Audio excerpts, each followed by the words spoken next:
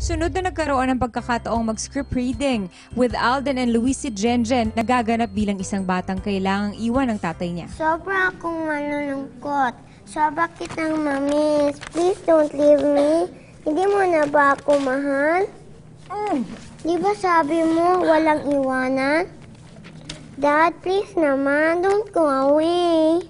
Kat, mga mami, dapat tulungan niyo yung mga kids. And then, wag niyo pabasa sa kanila yung tono na gusto niyo. Pabasa niyo lang sa kanya ng normal. Wag niyo bigay yung tono niyo sa kanila kasi nagmumukha silang robot.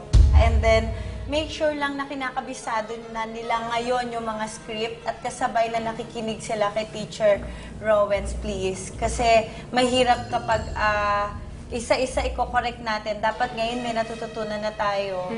Hindi problema yung kanina lang binigay. Napaka-fresh ng utak nyo. Alam kong mas mabilis nyo itong makakabisado. Kumpara sa Dahil pag lumabas kayo ng anak ko yan, mas makapal-kapal na script yung kakabisado ninyo. Yes. And wag niyo pong sasabihin sa mga anak niyo na, okay lang yan kasi ngayon lang naman hindi naman to yung actual eh. If not now, kailan niyo pagagalingan?